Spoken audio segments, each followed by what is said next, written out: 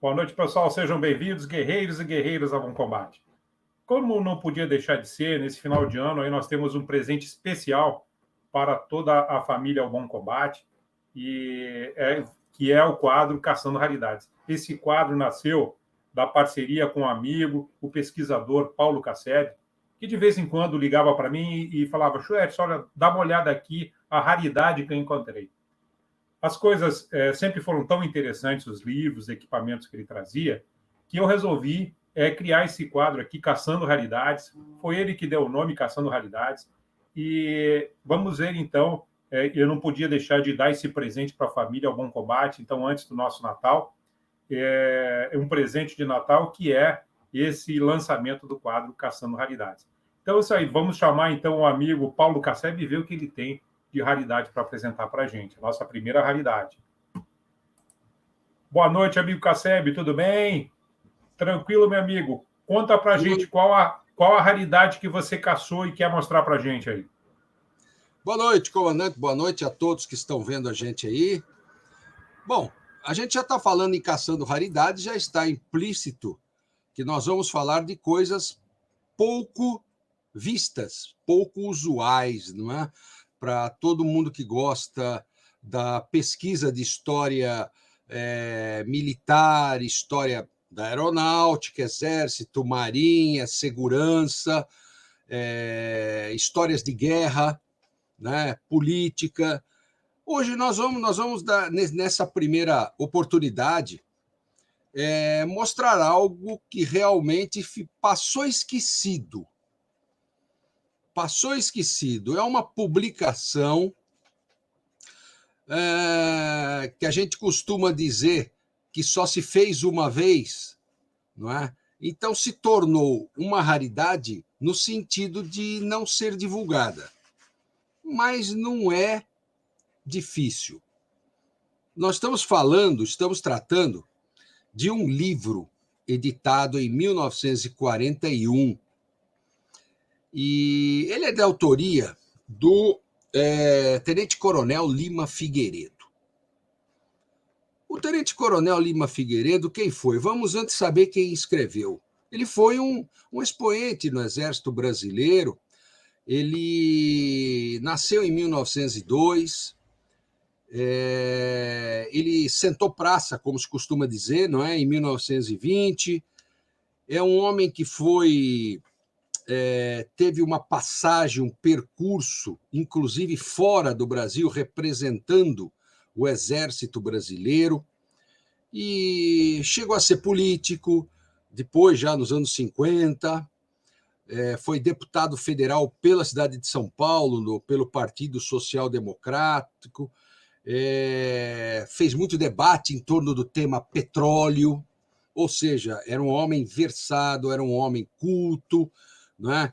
E foi diretor da Estrada de Ferro Noroeste do Brasil, ou seja, foi adido militar da Embaixada Brasileira em Tóquio. Mas existe uma passagem muito importante do Tenente-Coronel Lima Figueiredo, que ele relata no livro que nós vamos mostrar para vocês, que diz respeito a ele estar, isso é que é a novidade, como observador do Exército Brasileiro junto às tropas japonesas no final dos anos 30, junto às tropas japonesas, eu estou falando, hein? Quando do conflito entre Japão e China, que naquela época foi algo, vamos dizer, bem que não se resolveu bem e acabou desembocando, é óbvio, no Japão na Segunda Guerra Mundial. A invasão do Japão foi em função geopolítica, em função da obtenção de materiais, matérias-primas, expansão territorial. Lembremos que o Japão é uma ilha. E tudo isso que eu estou falando para vocês está neste livro. que nos vai dar uma verdadeira viagem geopolítica / militar no conflito entre Japão, quando ele invadiu a China e criou um precedente lá muito grande antes da Segunda Guerra Mundial. Muito bem, vamos então falar do livro. E nada melhor que começar mostrando a todos a capa do livro, né? Que nós vamos ver agora. Está aí. O título: Um ano de observação no Extremo Oriente. Edição de 1941 da Biblioteca Militar.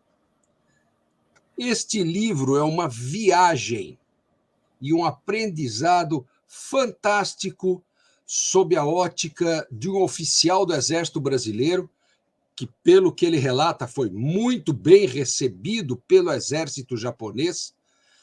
E o interessante, que eu ressalto a todos, é que o livro é publicado em 1941, mas a publicação foi antes do ataque japonês a Pearl Harbor.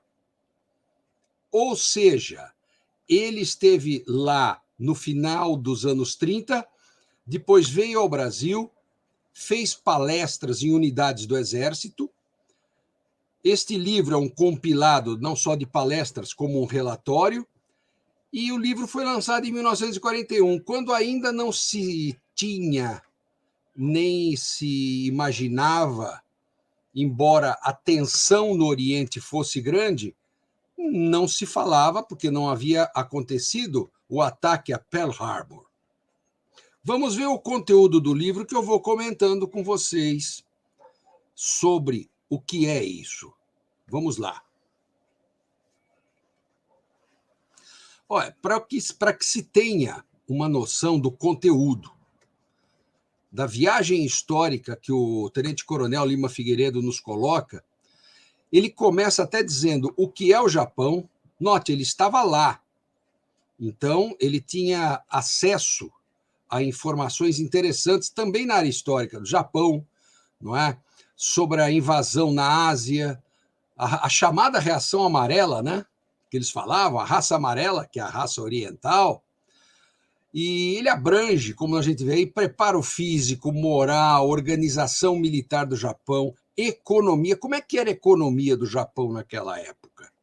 Ninguém fala nisso. Ele fala. A industrialização, a mobilização, muita gente pensa que isso tudo era uma coisa meio empírica. Não era, não. O Japão tinha uma estrutura, e ele mostra nesse livro, não é? Os carros de combate. No próximo slide, nós vamos ver, inclusive, mais coisas sobre isso, que é como é que funcionava o exército japonês. Pouco se sabe. Hoje em dia, nós temos literatura de história militar que nos fala disso, mas não entra em minúcias. Como é que era a hierarquia? Como é que se recrutavam oficiais, tempo de serviço, não é? Coisas que passaram despercebido no pesquisador sobre história militar e participação do Brasil em tudo isso, e nós vamos ter no conteúdo desse livro. Vamos lá, vamos caminhar nos slides aí. Vamos dar uma caminhada aí para a gente ver. Olha, uma foto, coisas inéditas no livro, hein? Material interno do livro que eu estou mostrando para vocês. Uma foto dele com o general Ando, o general que era o comandante em chefe das forças que estavam estacionadas em Cantão, na China. E é interessante a gente ver isso, né? Um oficial do Exército Brasileiro, junto com um oficial japonês, o brasileiro teve apoio, obviamente, de tradutores, intérpretes e acesso a alguma documentação interessante. Embora ele cite no livro que existiam coisas que eles não informavam a ele. Por exemplo, ele esteve numa fábrica de aviões e de bombardeiros para visitar lá no Japão. Mas quando ele perguntou o número de produção diária de aeronaves, eles não forneceram para ele. mas deixaram ele visitar a fábrica. Isso tudo é relatado no livro. Vamos ver nos próximos slides que tem algo mais interessante também. Ali na setinha amarela, vocês podem ver, é o oficial brasileiro, Lima Figueiredo, no arsenal de guerra, em Tóquio, junto com o diretor do arsenal e seu estado-maior ali, todo o pessoal junto, né? E ele visitou o arsenal de guerra. Ele foi um dos oficiais, talvez o único oficial do Exército Brasileiro, que, quando a guerra se estendeu, tinha uma real dimensão do que era o Japão até a entrada do Japão na Guerra Mundial, vamos assim dizer, não é?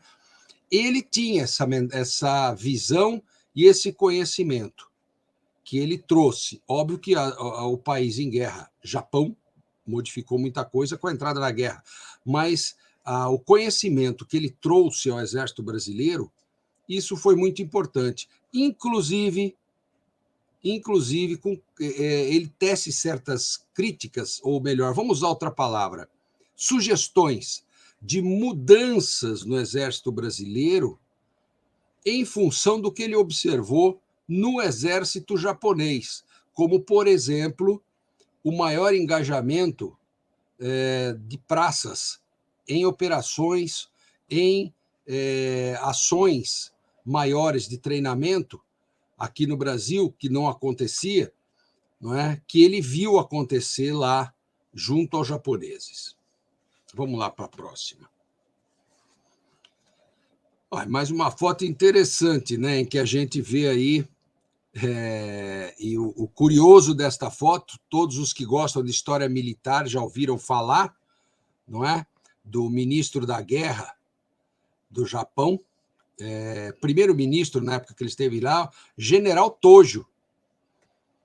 Quem estuda a Segunda Guerra Mundial, a parte da guerra lá no Oriente, sabe quem foi General Tojo, figura de primeira grandeza na estrutura militar japonesa.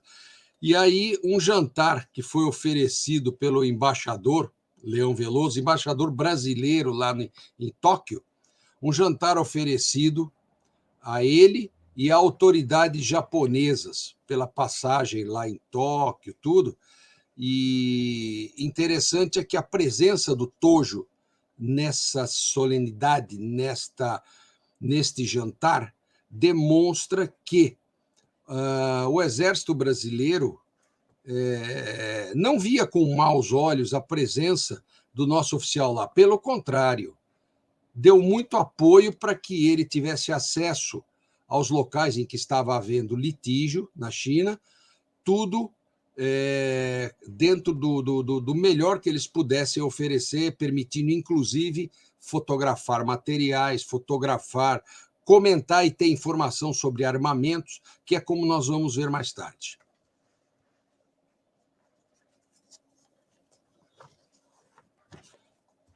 Interessante esta foto. O coronel Lima Figueiredo, junto com o capitão Shigaya, do exército japonês, e o senhor Ueno, né? Ambos foram guias que o governo japonês, o exército japonês, colocou junto ao nosso oficial brasileiro na China do Norte, junto às tropas japonesas, em que ele conseguiu ter contato, inclusive, vocês vão ver mais tarde, até com um conhecido dele, que era um observador da Inglaterra, que também estava lá.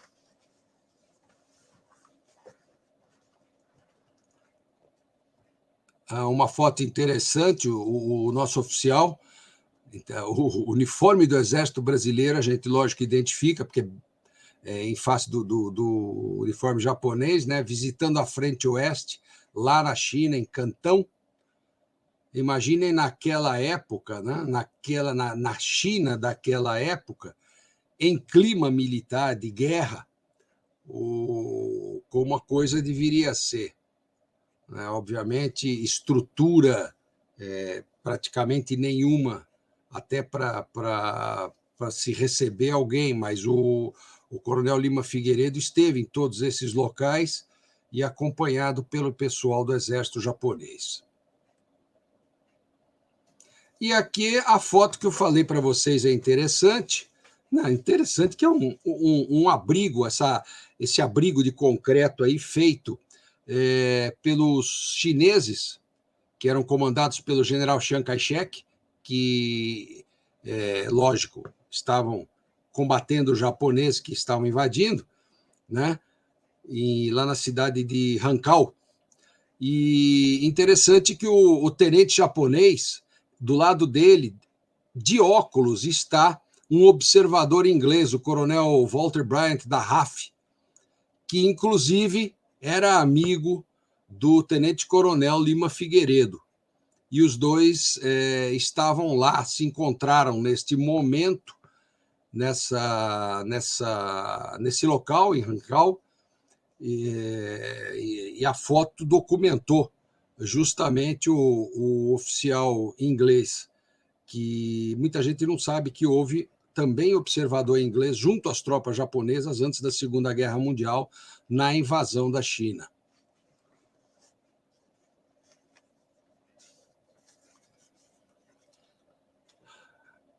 Um local histórico, né, em que ele visitou,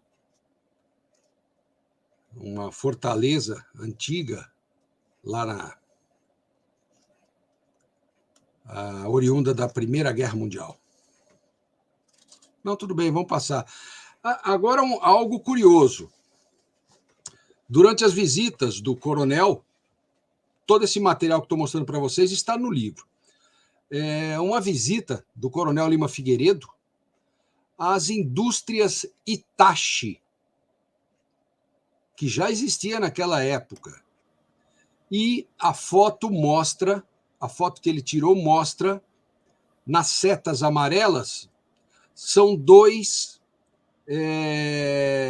engenheiros brasileiros, né, que ele aponta aí, o Dr. Luiz Canásio e Clóvis Gastal, que estavam em visita, provavelmente para conhecimento de material, na indústria Hitachi.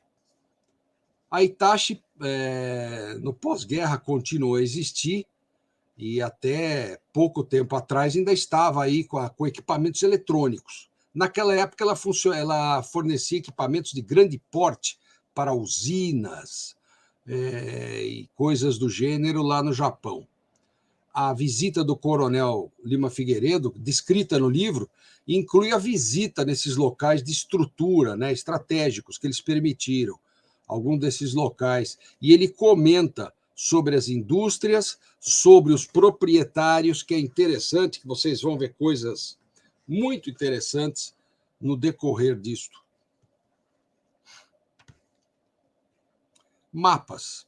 A literatura que eu estou falando, ela nos oferece a possibilidade de ver mapas. Esse é um dos mapas que eu fotografei aqui do livro, né, que o livro traz eles dobrados, e são mapas como esse, por exemplo, mostrando como eram e onde eram as regiões militares e onde estavam estacionadas as tropas japonesas na ilha Japão, né? Ou seja, na próxima capital, Tóquio. Todo esses detalhamentos que ele teve acesso saíram na publicação, dessa publicação de 1941. E é interessante que ele comenta no livro sobre, com minúcias, com minúcias, como funcionavam as instituições militares, né? Como é que era um recrutamento, qual o tempo de serviço, por exemplo. Ele cita coisas que a gente nunca soube, que a média do tempo entre o oficial, um tenente e um general no Japão era de 45 a 65 anos. Então, nos traz informações preciosíssimas. Mais um dos materiais interessantes do livro, uma prancha com toda a estrutura da aeronáutica militar do Japão na época. Note que na cabeça da estrutura está o imperador, né? E dele para baixo deriva toda a estrutura da aeronáutica militar, que no caso é a aeronáutica do exército, não é da aviação naval, que no Japão era dividido. Naquela época existia a aviação militar, como no Brasil, e a aviação naval. Eu não me lembro se depois vai ter aí também a prancha sobre isso, né? Vamos lá. Algo interessante que ele nos traz, né, nessa obra. Toda a estrutura dos regimentos de aviação. Schwartz, você, como aviador, né? Logicamente, não temos nada de paralelo hoje, mas é curioso, né? Saber como funcionava a estrutura da aeronáutica japonesa naquela época, né? Com certeza. É muito, muito interessante e nos permite ver a evolução, né? Isso que é o que eu acho mais legal. Olhando para o passado, você prepara o presente para o futuro, né? Muito legal. Obrigado, Lucas Sérgio. Pois é. E interessante é que no livro ele traz minúcias.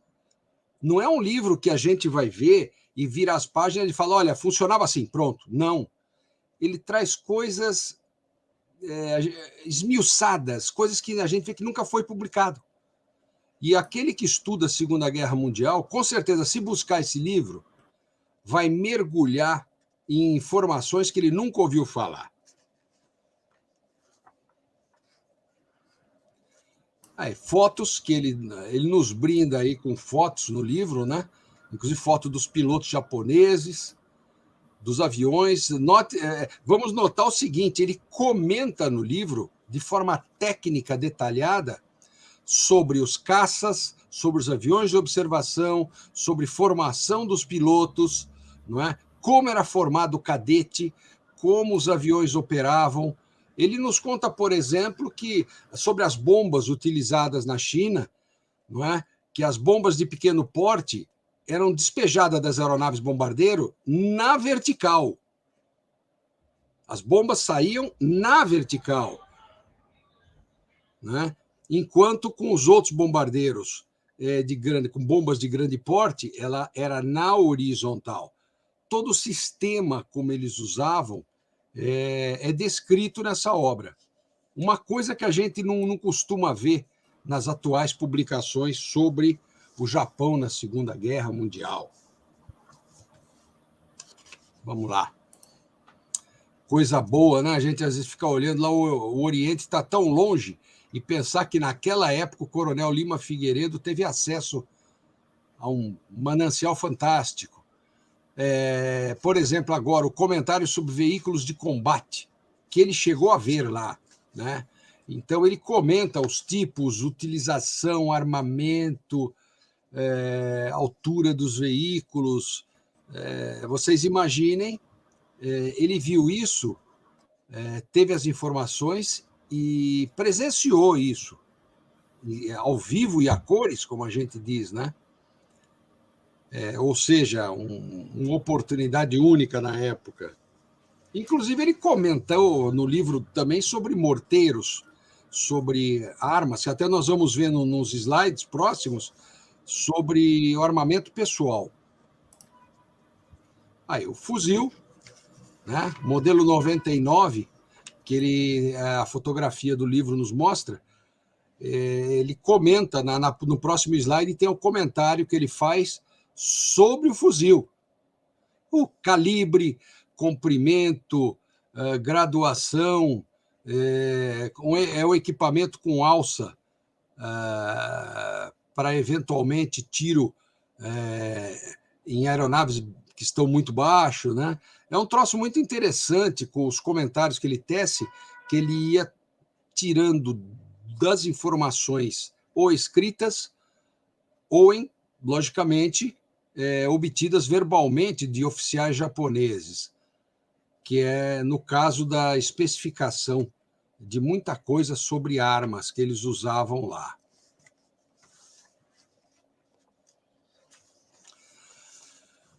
Agora, para a gente ter uma ideia que eu acho importante, ele, neste livro, tece comentários, como eu falei, da política, do processo ideológico, até da criação, como as crianças eram educadas, né, com patriotismo, com tudo, mas ele faz um comentário que nos remete a pensar, não é? Até que ponto isso aí a gente não vive na atualidade certas questões. Num determinado momento, ele fala no livro, ele conta a história dos grandes industriais que estavam na época produzindo armamento, infraestrutura, e ele coloca esse comentário grifado aí, que nos remete a uma reflexão, né? Então ele coloca lá que, quanto aos industriais, os homens de dinheiro japoneses, né? Ele coloca lá, raramente se esquece que são primeiramente japoneses. Pouco diferente de uma política de Estado. Eles acumulam fortunas pessoais, mas, apesar de tudo, são inteiramente diferentes dos magnatas europeus. Eles ganham tudo, tudo fazendo para a nação não perder. Eles não pactuam com o inimigo, eles não desperdiçam. Isso é a demonstração do conteúdo cultural que está impregnado em toda a sociedade japonesa. Que legal, hein, que legal, hein, Casseb? É um grande exemplo para a gente, hein? Pois é, e é interessante que o Coronel Lima Figueiredo ele faz comentários, Schwartz, interessantíssimos, porque ele esmiuçou, você vê, até quem são os industriais. Quem são esses homens, né? Por que essa indústria? Como ela nasceu? Ele coloca tudo isso no livro. Esse comentário mostra que ele foi a fundo para conhecer o japonês no seu interior, no interior do pensamento, né? É um troço, é uma obra que a gente recomenda. Eu, como pesquisador de história, eu digo, você que está nos vendo, gosta do tema Segunda Guerra Mundial e tem a ligação com o que o Brasil tem de ligação com tudo isso, tem a ver, esse livro, ele é fantástico. Eu estou com ele aberto aqui na frente, né? Então, você vê um tema que a gente não vê, moral e as relações com a população civil dos países invadidos, né? Em que ele aponta os erros. Por exemplo, uma coisa. Alguém já parou para pensar quanto ganhava um oficial japonês? Quanto ganhava? Qual é o efetivo japonês? Ele traz aqui as tabelas todas com isso. Querem ver que interessante uma coisa? Ele coloca uma tabelinha. Oi? Você pode repetir essa parte que deu uma falhadinha na internet? Ah, tá. Um pouquinho antes da tabela. Eu pergunto o seguinte: alguém parou para pensar, né?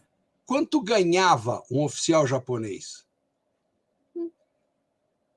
Pô, você vai falar, mas o que me interessa? Pô, é uma informação histórica. Aquele cara que você vê nos filmes, você lê nas literaturas, que você. Aquele cara lá, você vê ele vestido, tal, é um combatente. Tal. Mas peraí, ele, como todo militar, ele ganhava, certo? Ele tinha uma aposentadoria, que tudo isso ele diz aqui no livro. Olha que interessante, só para curiosidade de vocês aí. Um general tinha um soldo mensal de 550 ienes. Quanto? Veja bem, é um cálculo estimativo que eu vou falar. Ninguém diga que é exato, tá? 500 ienes seria mais ou menos hoje, tá? Eu estou dizendo hoje, não com o ien de hoje, estou falando o câmbio de hoje, mas se nós fôssemos comparar, seria mais ou menos 500 ienes como uns R$ 6.800. Isso, general. Mais ou menos, um general. Então a gente imagina, quanto ganharia um coronel? Quanto é que você ganharia se você tivesse nascido no Japão naquela época, Schweitz? Vamos ver. Você ganharia 345 ienes e mais, se você tivesse numa função especial na ilha, dentro da ilha, mais 18 ienes. Vamos considerar 400 ienes, só para conta. Você ganharia uns R$ 5.800 por aí. Só que a gente não pode, é lógico, temos que pensar que isso, para o coronel da época, dava para ele viver bem lá. Só que o que o coronel Lima Figueiredo nos coloca no livro? Que mesmo um general, você não vai ver os generais lá tendo, comprando carro próprio, certas coisas que aqui nós temos acesso, porque, lógico, a tecnologia barateou muita coisa, mas naquela época, o que ele ganhava não era para ter isso tudo. Um ou outro poderia ter por dinheiro de família, aquelas famílias famosas, tal, industriais, derivações assim. Mas a média era essa. Um segundo tenente, 77 ienes. Quer dizer, se 500 ienes seria hoje uns 6.000 e poucos reais, tá? Ele ganharia aí 10% disso, um pouco mais. Entende? Então, eu estou colocando para vocês, porque no livro ele não vai dar essa cotação que eu estou dando hoje aqui, mas ele dá um volume em ienes na tabela que ele nos dá aqui no livro, que você lê, você fala, porra, eu nunca parei para pensar quanto ganhava. E querem ver um troço mais bacana ainda? Você tem aqui, inclusive, por exemplo, um subtenente, tá? Quanto ele ganhava? Mas se ele estivesse lá na guerra, na Manchúria, lá na China, ele tinha um acréscimo de 60% no soldo. Todas essas tabelas explicativas nos são mostradas nessa publicação. Muito interessante, hein, Casseb? Muito legal. A primeira vez que eu vi, eu falei, eu nunca tinha parado para pensar num troço desse e o cara me traz essa informação com minúcias. E sabe o que é melhor, minha gente? Foi um brasileiro que esteve lá, foi um militar brasileiro, ou seja, ele entendia esta linguagem, sabia interpretar e nos trouxe e escreveu isso em português. Deu palestras aqui, na época, quando ele veio, isso transformou-se num relatório e neste livro. Então, eu, Paulo, considero uma obra de primeira linha para os pesquisadores. E muito legal, hein, Casseb?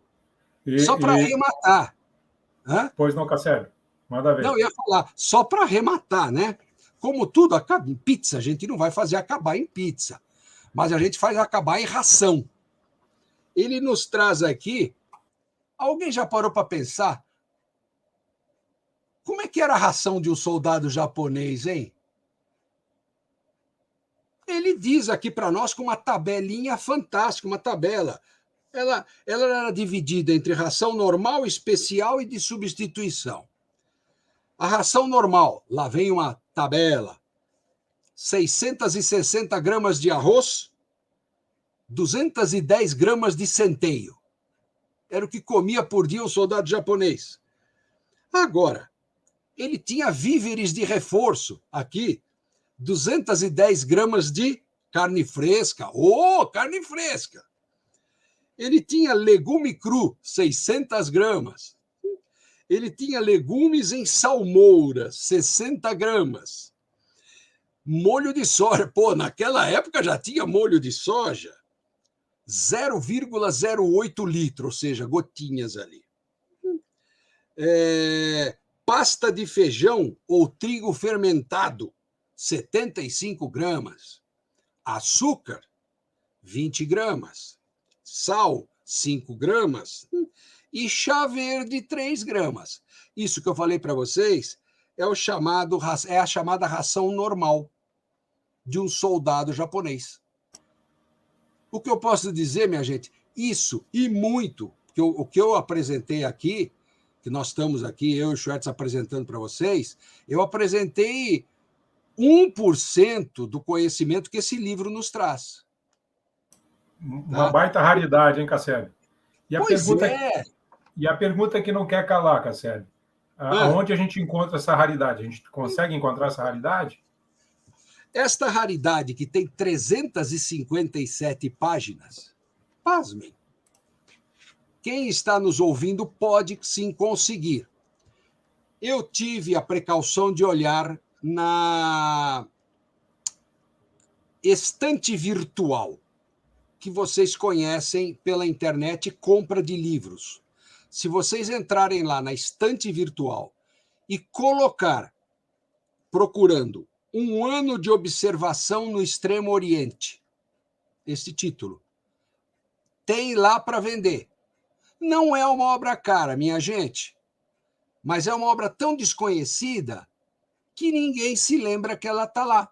Deve ter, eu acredito que devem ter umas 3 ou 4 nas várias lojas vinculadas à estante virtual vendendo esta obra.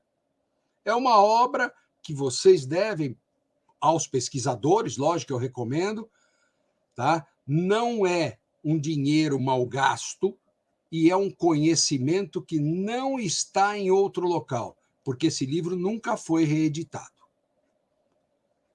É o que a gente podia apresentar hoje, nesse primeiro passo, e eu acho, Schwartz, que para os historiadores, usando um termo, eu gosto de usar, porque vocês sabem que eu como bem, eu sou um bom prato, hein? Eu digo, esse livro é um prato cheio. Que legal, Casseb. Vale Muito a pena. Legal. Muito legal. Muito obrigado, viu, Casseb? É um presente de Natal para ir para a família ao Bom Combate, no nosso primeiro Caçando Raridades. Eu queria te agradecer e desejar para ti e para a tua família ali um Feliz Natal e um ótimo Ano Novo, meu amigo. Muito obrigado a você também, em casa, Dani, a toda a tripulação familiar, né? Um bom Natal a todos que estão vendo a gente aí, um bom Natal e até a próxima. Muito legal, meu amigo. E é isso aí, pessoal. Nós então encerramos aí o nosso primeiro Caçando Raridades. Um abraço especial para o amigo Casseb, um abraço especial para todo o nosso público aí. E nos vemos depois do Natal. Aí nós temos aí ótimas... Tem muita novidade para depois do Natal, ok? Casseb, muito obrigado. Uma boa noite para ti. Um grande abraço, meu amigo. Pessoal, lembrando que o preço da liberdade é a eterna vigilância. Grande abraço, meu amigo. Até mais.